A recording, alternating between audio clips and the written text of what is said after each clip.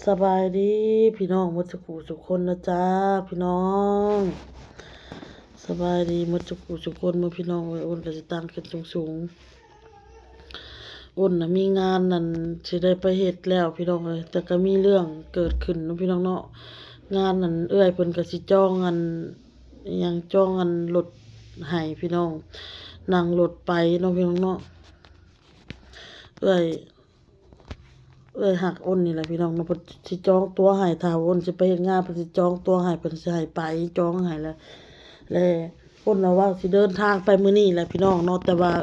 มนต์กับไอ้เพชรเพิ่นว่าให้อยู่ลิ้นกับอ้ายก่อนเพิ่นว่าวันจันทร์จึงเดินทางเพิ่นบอกอ้นไว้นี่เนาะอ้นก็เลยอยู่พี่น้องมื้อนี้ก็เลยไปเดินทางเนาะพี่น้องพอดีพ่อแอร์เพิ่นโทรมามีเรื่อง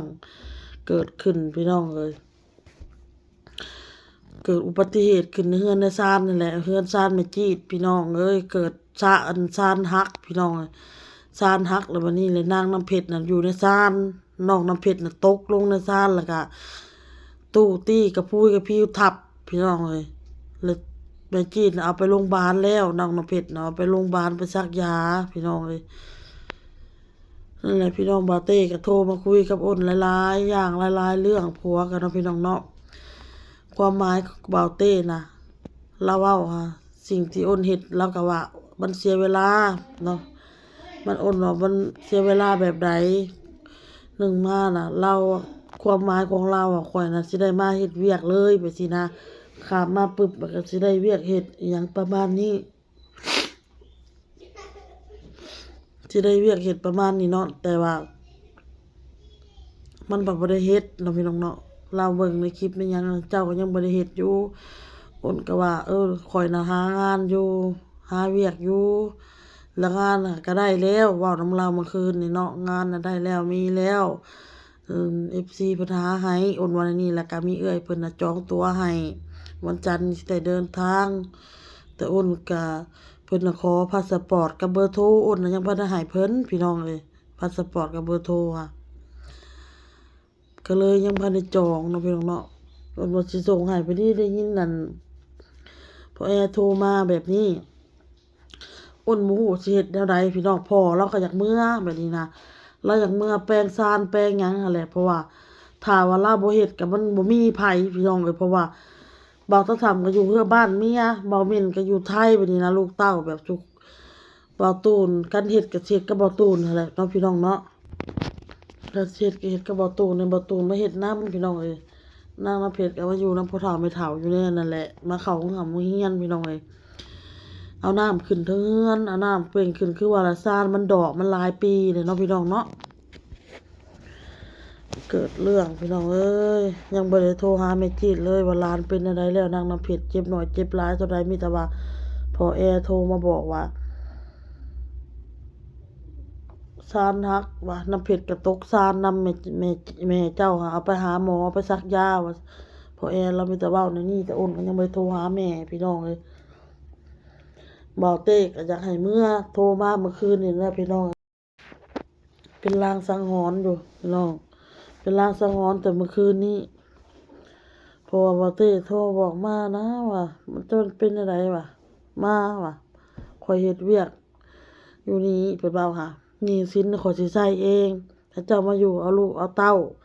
มาอยู่นี่มาอยู่นำลูกนำเต้าเรื่องเงินก็สิหาเจ้าก็เฮ็ด YouTube ไปนำลูกว่ะข้ามมาซะว่ะเจ้าไปอยู่เป็นทิศเจ้าก็ยังบ่ได้เวียกเฮ็ดอยู่เลาะไปเลาะมาอยู่ว่ะเอ้าว่ะ เลาะมาเขาก็ถ่ายคลิปไปนี่เขาก็เฮ็ดคลิปไปนี่ว่ะเขาก็มีรายได้เข้าอยู่ว่ะบอกน้ำพัวรายได้แล้วเจ้าก็เว้าเจ้าว่าคันเจ้าได้เฮ็ดเวียกเจ้าก็สิถ่ายคลิปไปนำอยู่แล้วว่ะอันนี้เจ้าไปยังบ่ได้เวียกเฮ็ดคันบ่มีเวียกเฮ็ดอิหยังบ่ได้เฮ็ดก็มาซะมาเอาลูกเอาเต้าดีกว่าป้ามันเสียเวลาเพิ่นว่าเจ้าเฮ็ดแบบนี้มันเสียเวลาบ่เตก็เว้าหลายอย่างพี่น้องคุยกันจนฮอดเที่ยงคืนเมื่อคืนนี่ก็ได้ คุยกับบ่าวเต้จักสิเฮ็ดจั่งใดพี่น้องอ้นน่ะกระเทินมาแล้วล่ะบ่อยากถอยหลังบ่อยากกลับพี่น้องอ้นอยากไปเดินไปทางหน้าอยากไปหน้าเนาะพี่น้องเนาะบ่อยากกลับพี่น้องเอ้ยเพราะว่าอันนี้ก็อ้นก็นึ่งข้าวล้างถ้วยแล้วก็สิเอาเสื้อผ้าไปซักเมียน เตรียมตัวสิเดินทางพรุ่งนี้เนาะพี่น้องเนาะอ้นน่ะคิดอยู่สิเฮ็ดได้ดีเด้พอเราก็อยากเมื่อเราก็เป็นห่วงทางพุ่นไปดิพี่น้องพอแอน่ะเราอยากนั่นแหละพี่น้องเอ้ย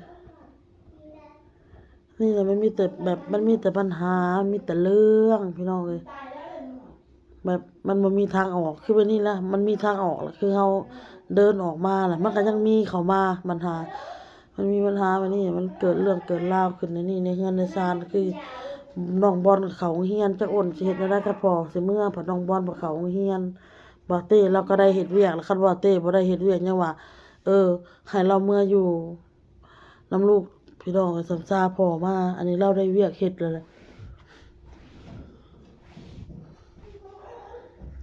โอ้ยคืออยากนอนเนาะพี่น้องเนาะหาวนอนอยู่อ้นก็ได้เลยเวียกเฮ็ดพี่น้องเราก็บ่อยากขาดเวียกแล้วฮะก็ได้เฮ็ด3มื้อนี้เราก็ได้3-4มื้อนี้แล้วเวียกเพิ่นเว้าในนี้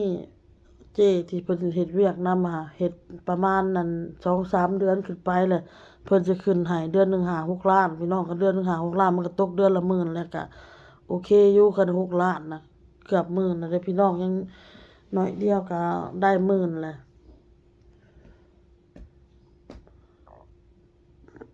อ้นก็เฮ็ด YouTube ไปนำได้เดือนหนึ่ง4-5,000ก็บวกกันใช้หนี้ใช้สินไปนำเนาะพี่น้องเนาะอ้นยังบ่ฮู้สิเดินทางกลับบ่หรือว่าสิไปต่อพี่น้องเอ้ยยังลังเลอยู่ยังตัดสินใจอยู่คิดไปคิดมาก็ห่วงแม่ทางพู้นแน่พ่อก็อยากกลับบัดนี้เห็นสภาพมันเป็นแนวนั้นเนาะพี่น้องเนาะเดี๋ยวก็เบิ่งในคลิปพี่น้องมีแม่จิตเราถ่ายคลิปมาให้พ่อแล้วอ้นก็สิเอาลงพี่น้องสิเอาลงให้ FC เบิ่งให้ FC เห็นซานมันดอกมันหักลงมีกระพุ้ยในมีตู้ถ้วยตู้บวงในลงไปนั่นเพราะงั้นเราก็อยากเมื่อเฮ็ดเมื่อหยังพี่น้องอ้นบ่แม่นหยังดอกเมื่อเฮายืมเงินหมู่มาเฮากลับไปหมู่ก็อยากได้แม่นบ่เฮาก็บ่อยากเมื่ออยากสิเมื่อก็ได้เฮ็ดเฮ็ดงานมีเงินมีคำน่ะจึงเมื่อความคิดของเฮาหั้นน่ะจักสิเฮ็ดแนวใดเอาแนวใดดีพี่น้องหาวิธีก่อนพี่น้องคิดก่อนอ้นกำลังคิดอยู่นี่คิดในให้พ่อเมื่อสิคิดอยู่ในนี้พ่ออ้นบ่อยากกลับพี่น้องเอ้ยอยากอยากอยู่พี่อยากเฮ็ดเวียกซะก่อนนะเฮ็ดเวียกหาเงินได้เงินก่อนถึงสิเมื่อพี่น้องเอ้ยเฮามาแล้วเราอยากสู้แล้วสิโทรหาหลานนำแหน่โทรหานางน้ำเพชรคันว่าเราว่าบ่เจ็บบ่อิหยังบ่หยังหลายก็อ้นจะบ่ได้กลับพี่น้องเอ้ยเบิ่งหลานก่อนพี่น้องถ้าหลานบ่เจ็บแรงบ่เจ็บหนักก็สิบ่ได้เมื่อพี่น้องอ้นมีแต่สิหาวิธีแล้วอ้นก็สิเตรียมเดินทางอ้นสิซักผ้าซักแพรไว้เบิดนี้เนาะพี่น้องเนาะเป็นว่ามีแต่ว่าคืออ้นเว้าพี่น้องอ้นสิโทรถามแม่ก่อนเด้อพี่น้องเด้อว่าหลานบ่เป็นอิหยังหนักหนาหรือว่าบ่เป็นอิหยังร้ายก็คือสิบ่ได้กลับเนาะพี่น้องเนาะถ้าว่าหลานเจ็บแรงเป็นแรงหลายก็กลับพี่น้องหลานบ่เป็นหยังมีแต่ซักยาเจ็บเล็กๆน้อยๆอ้นก็สิเดินทางต่อพี่น้องและเรื่องพ่อเพิ่นอยากขึ้นเมื่อนี่อ้นก็สิหาวิธีพี่น้องสิหาวิธีเบิ่งก่อนเด้อพี่น้องเด้อกับหนึ่งมาก็อ้นก็สิมาเว้าเรื่องมี FC เพิ่นเว้าเป็นหยังต้องมาออกมาตอบโต้ FC เนาะพี่น้องเนาะสำหรับอ้นนะพี่น้องอ้นบ่มีในสมองหรือว่าความคิดแบบนั้นที่จะออกมาตอบโต้ FC นะพี่น้องที่ FC คอมเมนต์มาอ้นก็อ่านอ้นก็เว้าตามเพิ่นเนาะพี่น้องเนาะอ้นบ่มีความคิดแบบนั้นที่อ้นเว้ามาอ้นแค่อยากอธิบายเป็นหยังคืออ้นนี่อ้นรู้สุขภาพร่างกายของตัวเองรู้สภาพตัวเองดีรู้ดีหมดพี่น้องบ่แม่นว่าก็คือมามันหน้ามันโหนกไปสิมามั่นหน้าว่าตัวเองจั่งซี้สิบ่แม่นพี่น้องอ้นรู้ว่าตัวเองอ้วนรู้ว่าตัวเองน่ะอิหยัง เวลาหายใจก็หายใจแห้งพี่น้องอ้นเป็นคนหายใจแห้งเด้อพี่น้องเด้อหายใจแบบคือเหนื่อยคือเมื่อยคือหยังแต่เฮาบ่ได้เมื่อยเนาะคืออ้นนี่อ้นรู้สึกในสุขภาพของอ้นนี่แม่นอยู่อ้วนแต่เฮารู้สึกว่าเฮาบ่ได้เมื่อยบัดนี้แต่เสียงหายใจอ้นหายใจแห้งมันคือรู้สึกแบบว่าคือผู้ได้ยินน่ะคือว่าเฮาน่ะเมื่อยเนาะแต่เฮาบ่ได้เมื่อยเนาะพี่น้องเนาะอ้นบ่ได้คิดอยากมาออกมาตอบโต้หยัง FC อ้นแค่อยากมาอธิบายให้ FC เข้าใจเป็นหยังต้องมาเว้าให้กันเป็นคนคือกันมนุษย์คือกันสิตายจากกันเมื่อใดก็ยังบ่ฮู้บ่มักก็แค่เลื่อนผ่าน เป็นหยังต้องมาเว้าให้กันนู่นนี่นั่นเป็นหยังต้องมาบุลลีกันนะอ้นแค่ออกมาเว้าให้ FC ฟังหรือว่าถามว่าเป็นหยังคนที่บุลลีอันนี้อ้นก็เว้าเฉพาะคนที่เขาเว้าให้อ้นไปสิว่าเป็นหยังคือมีความคิดแบบซี้คือแบบอ้นอยากให้มองว่าถึงตัวเองจะดูดีถึงตัวเองจะสวยคนที่ว่าให้อ้นน่ะแต่อยากให้มองคนรอบข้างของเพิ่นน่ะรอบข้างของเพิ่นน่ะมันก็ต้องมีแหละคนใดคนหนึ่งที่แบบว่าเขาไม่สวยเหมือนอ้นแบบนี้อยากให้เข้าใจนะพี่น้องเนาะเอาโอเคเด้อพี่น้องเด้อคลิปนี้ก็เดี๋ยวไปเบิ่งคลิปอันแม่จีดน้อยหนึงพี่น้องเพราะแอร์เพิ่นส่งมาให้ซานฮักเนาะพี่น้องเนาะ ซ่านฮักบุญแต่บ่ตายผู้หนึ่งดีแต่ว่าคอยบ่ได้ไปอันยืนเอาน้ำอยู่หันอีน้ำเผ็ดมาเอาน้